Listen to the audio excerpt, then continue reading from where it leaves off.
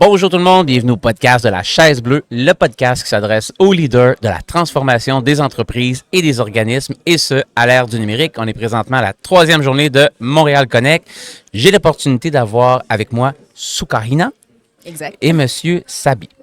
Exactement. Tout à fait. La Chaise Bleue est une idée originale de GLM Conseil. Cet épisode est une présentation du Printemps numérique. Merci beaucoup de vous prêter au jeu. On va faire les choses différemment. J'ai Soukaina qui m'a mis au défi de venir animer la Chaise Bleue. Puis c'est un de nos rêves qu'on ait d'autres gens que Benoît et moi qui l'animent au day-to-day. Fait que je te passe la parole directement à Soukaina. Excellent. Merci de nous recevoir aujourd'hui, Nicolas. C'était vraiment un grand plaisir. Et j'adore, by the way, le nom du podcast, donc la chaîne bleue. Ça m'a fait rappeler à la Tunisie parce que nous, on a une ville qu'on appelle Sidi Bou Saïd. C'est, les deux couleurs, c'est blanc et bleu. Okay. Donc, ça m'a fait rappeler directement à notre culture. Tu vois, c'est pour ça que j'étais... Le bleu est très présent au Québec aussi, honnêtement. C'est notre drapeau, la fleur de lys qui est là, exactement. Et le drapeau canadien aussi, le drapeau tunisien, c'est rouge. Donc, on a pas mal de similarités quand même. Excellent. Donc, avant, en fait, aujourd'hui, on est là, on est présent avec une délégation tunisienne. Oui. L'objectif, c'est vraiment... Je viens de parler avec Souad, qui est une fière Tunisienne, qui est arrivée ici au Québec. Je ne sais pas si vous connaissez Souad, là. Oui, on se voit souvent. On a une grande communauté tunisienne. Oui. Mais en fait, on est là aujourd'hui, surtout... La journée numéro 3, aujourd'hui, c'est vraiment une journée très spéciale pour les Tunisiens. Pourquoi? Parce que c'est un focus territoire tunisien. Donc, c'est vraiment une journée dédiée pour la Tunisie, pour les talents tunisiens. Mais avant de parler de ça, Nicolas, j'aimerais bien déjà, pour notre communauté tunisienne, comme je t'ai déjà dit, on aimerait bien savoir qu'est-ce que c'est GLM. Oui. Et pourquoi l'initiative de ce podcast aussi. Et moi, je sais, d'après mes connaissances, mais tu me corriges après, je sais que c'est une firme 100% québécoise, spécialisée en consulting et fait l'accompagnement pour les entreprises, pour tout ce qui est transformation numérique, l'intelligence artificielle et tout ce qui est exploitation numérique. Soukaina, tu es prête à travailler avec nous. Exact. Tu peux me recruter si tu présentes très bien l'entreprise. En fait, GLM Conseil est une entreprise 100% québécoise, fondée en fait par mon associé actuel, Benoît Cormier, qui a commencé comme solopreneur, seul dans son sous-sol. Il venait des grandes entreprises de consulting et il voulait le faire avec une dimension un peu plus humaine à son image. Puis c'est vers 2017 que là, la boîte a pris de l'ampleur. À l'heure actuelle, on a 2 bureaux, un dans le Vieux-Québec, qui est basé directement en face de la gare de train, et un autre sur la rive sud de Montréal. En fait, on a 3 différents programmes chez GLM Conseil. Puis je pense que c'est un prédécesseur de la transformation numérique, tout ce qui est l'efficacité opérationnelle en entreprise, tout ce qui est le lean manufacturing, tous les enseignements un peu du Toyota Way qu'on implante depuis 30-40 ans, des productions à valeur ajoutée, aller faire nos Kaizen, aller éliminer le gras dans l'entreprise. Je pense que c'est la première fondation de maturité. C'est notre premier programme. Le deuxième, transformation numérique. Donc, vient numériser tes processus, tes décisions que tu as optimisées en amont. Et notre 3e programme est l'intelligence artificielle, où est-ce qu'on fait avec des partenaires feuille de route, cibler les opportunités, les prioriser, parce qu'on ne peut pas attaquer tout azimut. Il y a tellement d'opportunités avec l'AI. Les gens, ce qu'ils font beaucoup présentement, c'est refaire des courriels, analyser des rapports. Mais moi, je veux travailler à ce qu'ils intègrent au cœur de leur processus d'affaires des agents pour qu'on puisse faciliter puis améliorer la prise de décision. Fait que c'est une firme de consultation, excellence opérationnelle, transformation numérique. Excellent. Et comment tu penses avec les entreprises tunisiennes, s'ils veulent venir ici s'installer à Montréal, comment GLM, peut les accompagner ou les aider par rapport à ces 3 technologies? Si c'est des gens qui ont l'intention de venir s'établir, au-dessus de 80% de nos clients, c'est des manufacturiers. qu'on accompagne. Si c'est les entreprises manufacturières qui viennent ici, qui veulent fabriquer un produit 100% au niveau génie industriel, la base, l'industrialisation, mettre l'usine, mettre la culture numérique en place, puis s'assurer de sélectionner les bons logiciels, mettre en place les bons processus d'affaires. Ça, premier cas de figure. Quelqu'un plus au niveau de la technologie.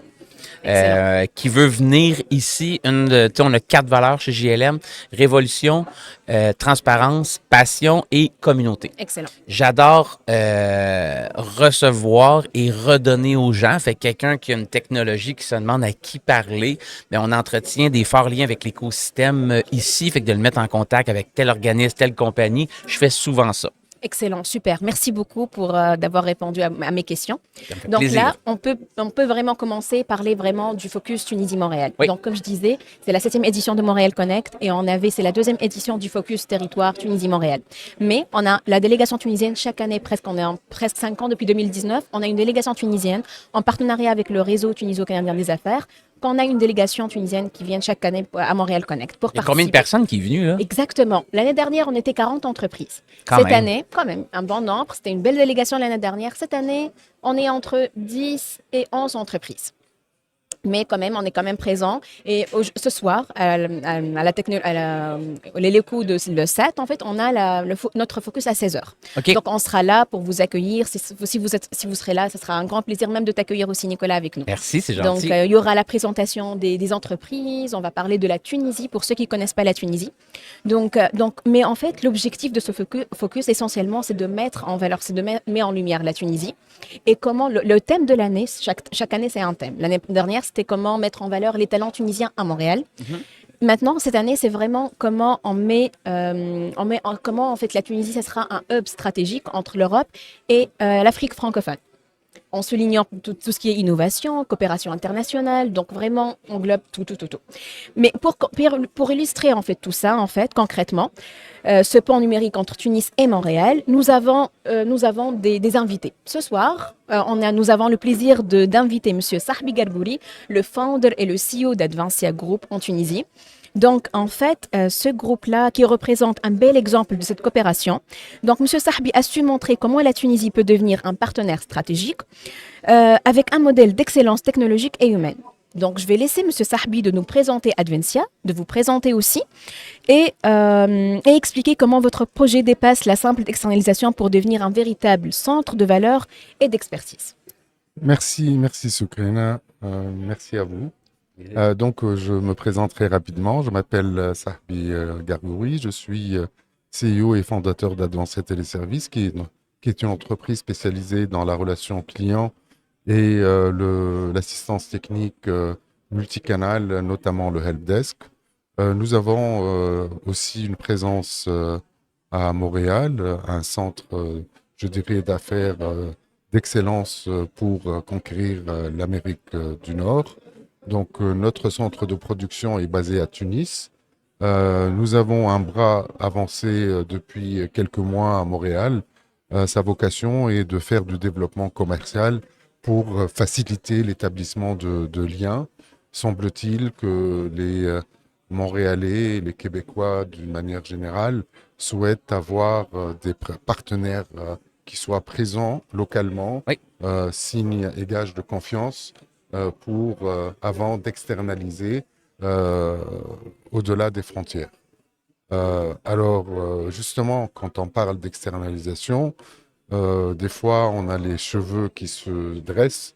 On pense tout de suite à la délocalisation. Mm-hmm. Ce n'est pas forcément notre manière de voir les choses. Aujourd'hui, la coopération entre la Tunisie et le Canada est boostée par les deux pays depuis quelques années. Les échanges n'arrêtent pas de se développer.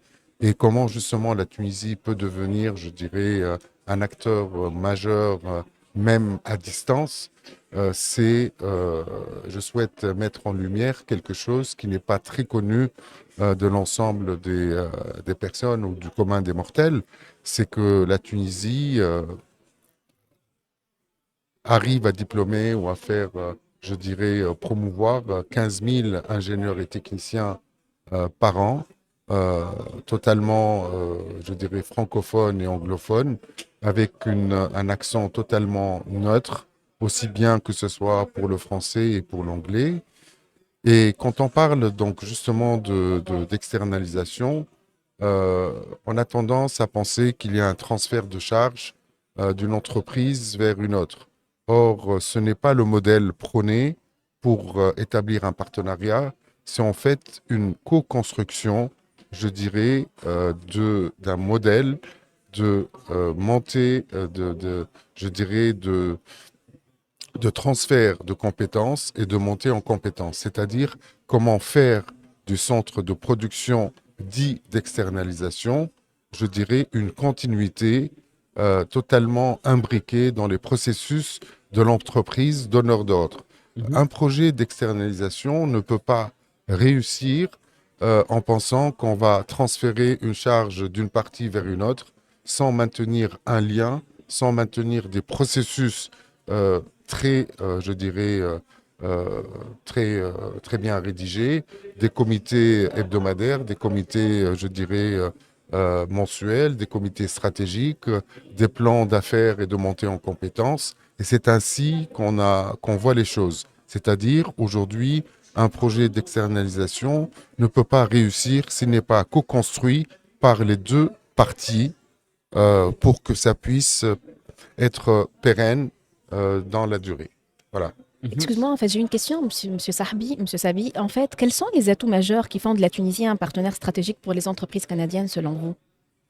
Alors, la Tunisie est un pays qui est francophone, donc ça peut faciliter les choses pour la région du Québec. Les ingénieurs sont de plus en plus anglophones, donc c'est un atout au-delà de la province du Québec. La Tunisie est multiculturelle, il faut savoir, et très peu de gens le savent. La Tunisie a été envahie 23 fois dans son histoire. Donc, c'est vous dire, on a connu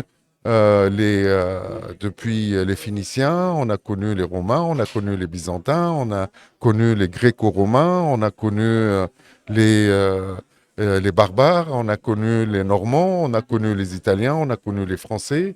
Et donc, ça fait, je dirais, de ce pays, par exemple, nous, les langues qu'on peut pratiquer à partir d'Advanced Téléservices sont le français, l'anglais, l'italien, l'allemand. L'espagnol aussi, non? Bizarrement, l'allemand. L'allemand vient même avant l'espagnol, bizarrement. Ah ouais. Oui. Et puis l'italien, les gens, tout à l'heure, je discutais avec quelqu'un lors d'une séance de speed dating B2B. On me dit, ah bon, vous parlez italien? Je lui dis, écoutez, on a à peu près la première côte italienne, on l'atteint à moins de 20 minutes En bateau. en Zodiac.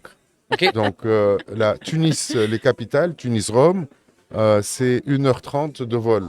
Donc, vous voyez, parfois, c'est une plus... grande proximité, là, c'est certain. Absolument. Voilà.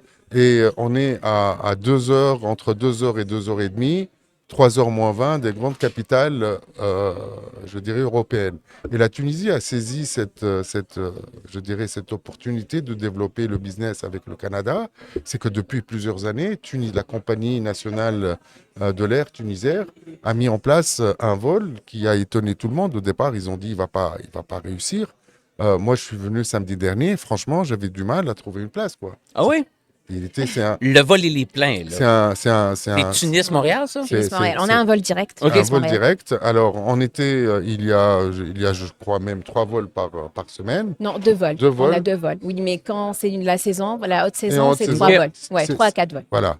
La haute saison pour qui? Pour nous Décembre? aller là-bas? Non, pour nous. OK. Pour nous. Non, pour nous. Voilà. C'est tunisien. Fait que, tu sais, c'est vraiment C'est ça. considérant les Les parfaits. Tunisiens, ouais. Et puis pour des prestations, je dirais, en heure, ce qu'on appelle, nous, dans notre domaine, en heure décalée, on peut tirer profit de ce décalage horaire qui est de 5 heures et de 5 à 6 heures selon les saisons. Faut pas payer un night shift ici, temps et demi, temps double, des gens qui Voilà. sont au helpdesk. Absolument. Voilà. Ok.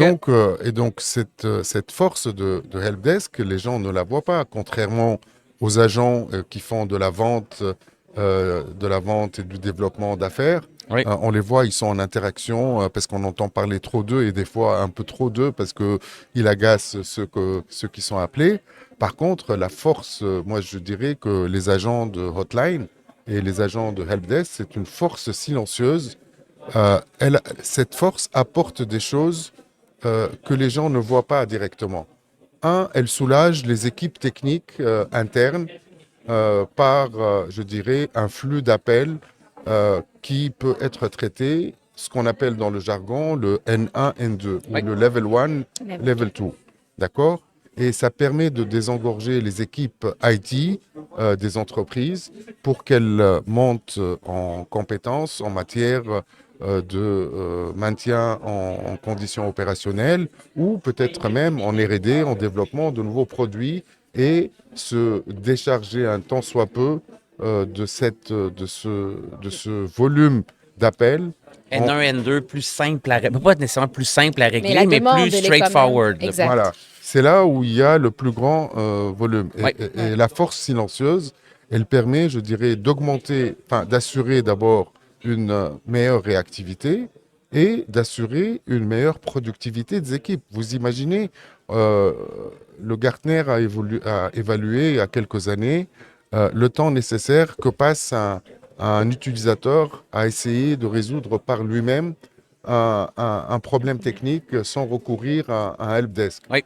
Euh, les données sont Je serais vraiment curieux de la statistique parce que avant que moi j'appelle un helpdesk pour m'aider, là, c'est sûr que j'ai l'image que là, je vais tomber d'une boîte vocale pesée, là, comme dans les 12 travaux d'Astérix, un peu. Là. Je sais pas si vous avez déjà vu. Bon, ben, c'est l'image, mais on peut le faciliter puis donner accès à un humain qui répond puis qui accélère la résolution de problèmes. Tout à fait. Ça Tout à fait. OK. Aujourd'hui, l'humain, sans arriver à l'intelligence artificielle, je dirais, l'humain aujourd'hui, dans des prestations de helpdesk, garde encore une place prépondérante parce que la diversité des questions techniques fait que aujourd'hui, pour par exemple des applications métiers, l'intelligence artificielle n'arrive pas toujours à résoudre.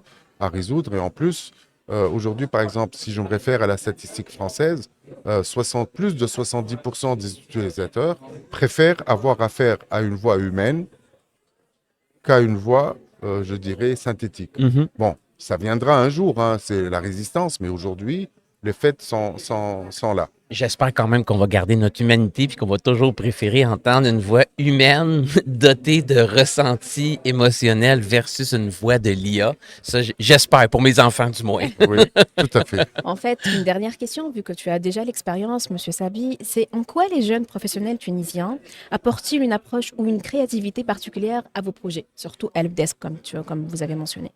Alors, moi je dirais que les jeunes aujourd'hui ont une certaine agilité à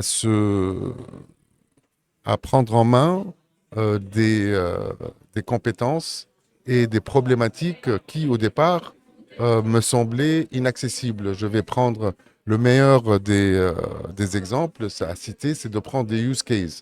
On a été confronté à un client qui est dans le domaine de la construction. Nous, on est une société qui fait de la relation client et de l'assistance technique. La personne en question construit des poutres en préfabriqué. Alors, quel est le lien entre Advancia Téléservices et la société que je ne vais pas citer pour des raisons que vous connaissez? Elle est dans les poutres. Donc, il faut d'abord que ces personnes-là aient suffisamment d'empathie pour se mettre, je dirais, dans le métier du client. Aujourd'hui, il ne s'agit pas d'apporter des réponses mécaniques sans tenir compte, je dirais, de l'écosystème de l'utilisateur qui travaille dans son entreprise depuis plusieurs années. Et les techniciens ont d'une manière générale, hein, mais les nôtres, ils sont différents, d'une manière générale, une tendance à prendre toutes les questions comme étant des choses évidentes. Et ça peut agacer l'utilisateur, lequel il vient depuis une situation stressante et il voit parfois un technicien lui répondre de manière condescendante, comme quoi la solution est évidente. Il ne faut jamais faire ça en matière de L'humilité est extrêmement importante. Hein? Alors, pour réussir, il faut 50% d'empathie et 50% de technicité. De toute façon, les meilleurs techniciens que nous avons ne sont pas forcément les meilleurs techniciens techniques. Ce sont les meilleurs qui allient empathie et technicité. Et ça, les jeunes, je le vois, je le découvre avec la génération... tunisienne, on parle de la génération tunisienne. Avec notre génération, absolument, oui. Là, on parle de la Tunisie. On parle pas de la... Avec notre génération tunisienne qui est multiculturelle. Je vous dis, hein, on est très ouvert. Et on est accueillant. Pour de vrai, on est accueillant. Tu l'as remarqué, Nicolas. Absolument, oui. Et ce sont des gens qui s'intègrent dans l'écosystème des entreprises en comprenant le métier, en comprenant les problématiques qui leur sont posées. Voilà. Oui, je pense qu'on a ce trait en commun avec les Québécois aussi. On est ouvert à l'information et aux autres cultures. Okay. Ce qui est vraiment aussi nous facilite la tâche.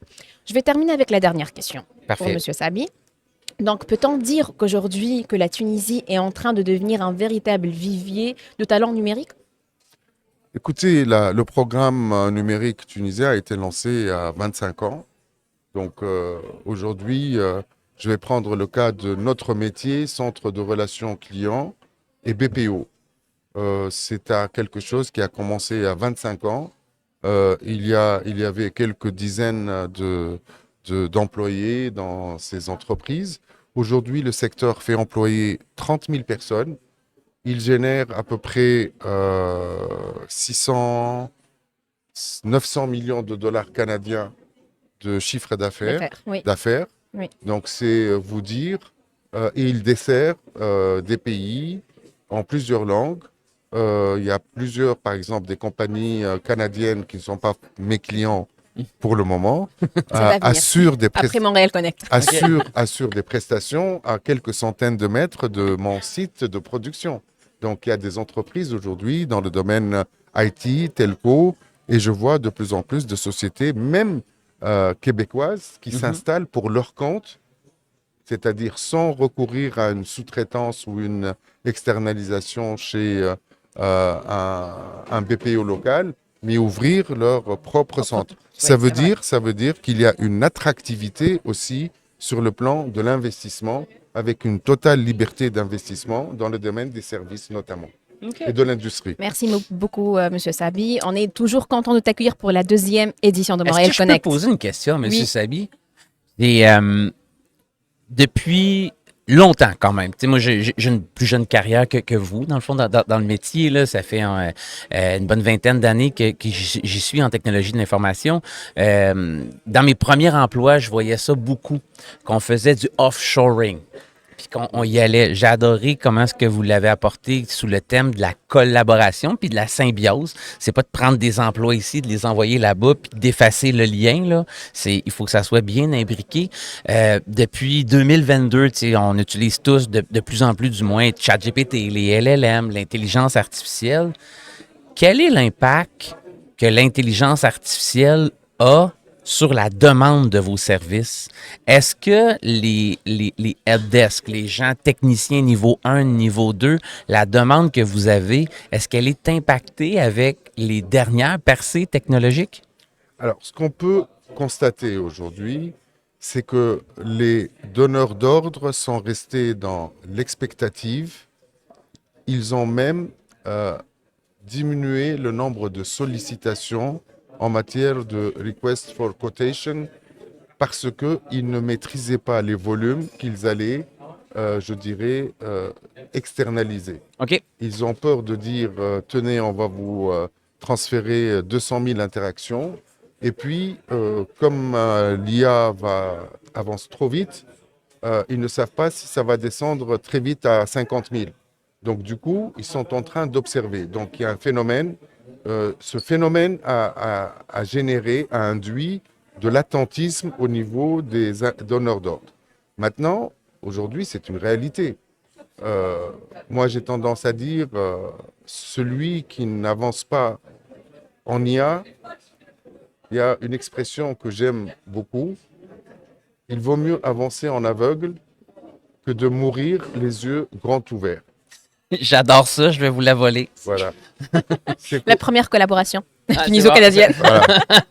Et réellement, avec l'IA agentique, on est en mesure aujourd'hui sur le papier de demander à l'IA, vous intégrez ou j'intègre votre compagnie.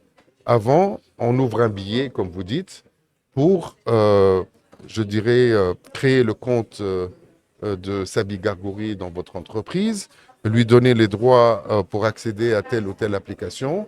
Aujourd'hui, sur le papier, l'IA agentique est en mesure de créer le compte à la place d'un humain, d'attribuer les droits, et donc la demande de sollicitation en termes de billets, elle va descendre. Assurément. Et celui qui ne veut pas dire que ça va descendre, ah ben, il va crever, là je change d'expression, les yeux grands ouverts. Grand ouvert, assurément. Puis quel pivot votre entreprise devra faire ou anticiper en voyant cette demande-là diminuer? Alors, aujourd'hui, il faut élever la chaîne de valeur. OK. C'est-à-dire que les sollicitations de niveau 1, 2, quand on est face à des petites entreprises, on les trouve franchement moins demanderesses d'IA. On essaie de les pousser pour ne pas être dépassé, mais en fait, la résistance, on la voit chez les moyennes entreprises. Chez les grandes entreprises, on travaille avec leurs outils. Et l'IA, elle est intégrée dans leurs outils, donc ça fait moins de business chez nous dès le départ. OK. Fait que l'impact, il est déjà là. Il est déjà là. OK. En fait, j'ai une question pour toi, Nicolas. Suite à cette discussion, Mais j'étais curieux du pivot faire parce que ça évolue. C'est sûr, les volumes, puis comme CEO de l'entreprise, tu te dois d'assurer la pérennité de l'entreprise, voir ce qui s'en vient. Fait que comment est-ce qu'on s'adapte à ça? J'étais curieux. Merci, M. Sahabi, pour la réponse. En fait, question pour toi, Nicolas. Oui. En observant la dynamique en fait, des talents tunisiens, la délégation tunisienne, les contraintes ou les challenges, ou peu importe ce qui a passé par M. Sahabi, comment tu penses, surtout les entreprises technologiques, après, surtout, par exemple, je sais qu'on a plusieurs domaines, on a des comptables aussi avec nous, mais surtout tout ce qui est technologique. Comment, en fait, voyez-vous, de ton côté, selon toi, bien sûr, la Tunisie comme un futur hub d'innovation pour la région et pour vos partenaires internationaux, par exemple? J'ai parlé à beaucoup de gens du Maroc cette semaine. J'imagine qu'il y a certaines similitudes, puis il doit y avoir de l'unicité. En Tunisie, j'en suis certain. J'adore les pages d'histoire d'avoir été envahi 23 fois de la façon que vous l'avez rencontré. Puis ça a dû amener un multiculturalisme dans le pays. Je l'ai dit hier, je pense que la richesse réside dans la diversité. Fait que j'imagine que cette richesse-là doit être, on doit la pousser pour l'innovation.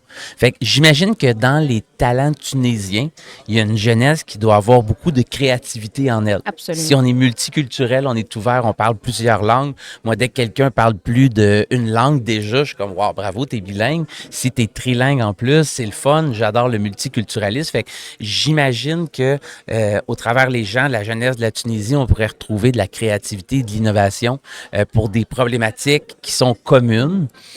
Une qui m'anime beaucoup est celle des changements climatiques. Où est-ce que, tristement, dans mon cas, pour mes enfants, je trouve ça extrêmement triste qu'elle a moins d'importance à l'heure actuelle dans les investissements. On est plus dans le secteur de la défense, malheureusement, dans le contexte géopolitique actuel.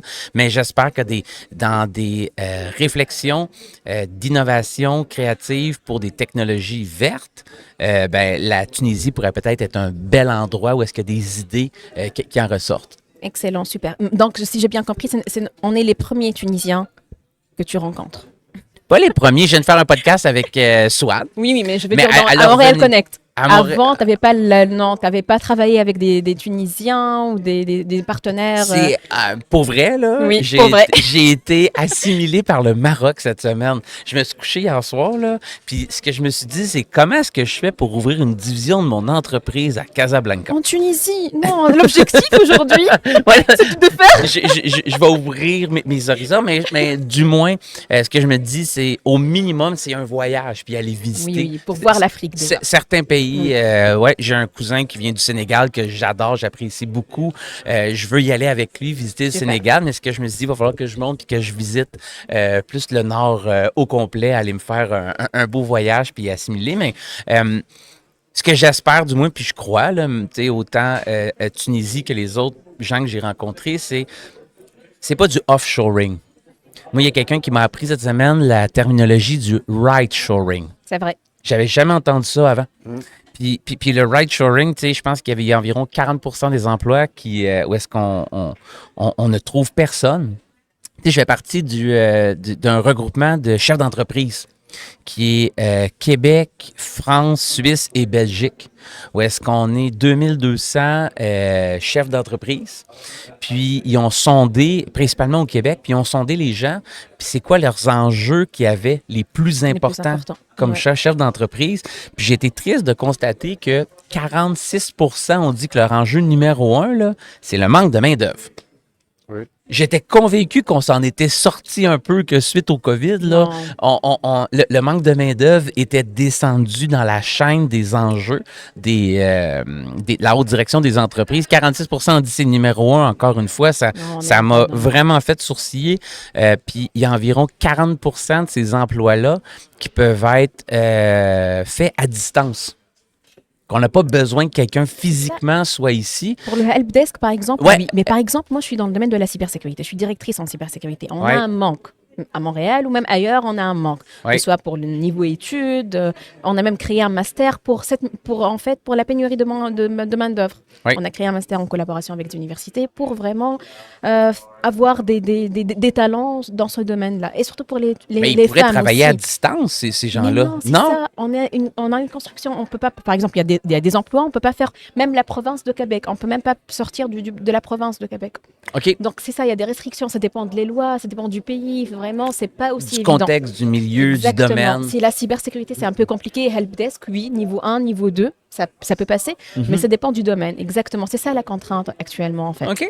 Donc, c'est pour ça qu'il y a des métiers qui sont un peu encore... On est en technologie, c'est vrai. C'est possible, COVID, mais pas toujours possible. non plus. Excellent. Je vais terminer avec la dernière question pour toi, Nicolas. Oui. Dans un autre monde, pas aujourd'hui, mais dans un autre monde, en tant que représentant de GLM, en fait. Comment percevez-vous le potentiel de la Tunisie comme un partenaire stratégique dans le développement des solutions technologiques et numériques? On peut prendre l'IA, par exemple, dans ton domaine. Comment tu vois si aujourd'hui tu comptes, en tant que GLM, de collaborer avec une entreprise tunisienne? Exact.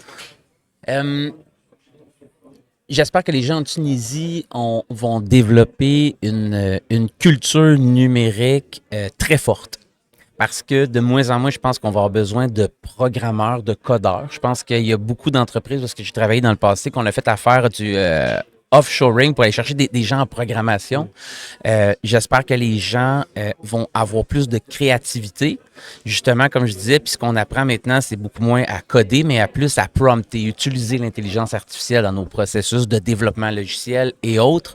Là où est-ce qu'on a des manques des fois, c'est justement là-dedans. Absolument. Peut-être que la Tunisie pourrait être une place où est-ce que je travaille avec des... Puis là, j'imagine dans un autre monde, là, tu m'as permis... Dans un autre monde, oui, je t'ai laissé la créativité. Oui. De travailler avec des gens, tu sais, on a levé un produit qu'on a appelé Vibe à l'interne, inspiré un peu du Vibe Coding, pour dire un peu aux clients, tu sais, et si le Vibe Coding et l'agentique pourraient être une solution des fois aux fichiers Excel qui se multiplient à l'infini dans la gestion des processus d'affaires. Fait qu'on a un outil qu'on a développé, Vibe, qu'on installe chez les clients. Mais des fois, ce qui me limite, c'est le développement de cet outil-là puis le niveau de personnalisation. Mais c'est pas des programmeurs que je cherche, c'est des gens qui sont capables justement de faire du Vibe coding. Mais au même parallèle. Oui, puis fait que peut-être qu'on pourrait avoir une force de frappe, mais aussi des gens qui m'aident avec des idées. Fait que oui, on a une vision pour ce produit-là. Mais comment l'améliorer? Comment tu vois ta vision? Comment tu peux... Exactement. C'est ce qu'on a en Tunisie, je peux te confirmer. Okay. Et d'ailleurs, les leaders en IA, au Canada, on a même des CEO, des partners à Deloitte, qui sont des Tunisiens en IA. OK. L'Université Michigan aussi, de la recherche en IA.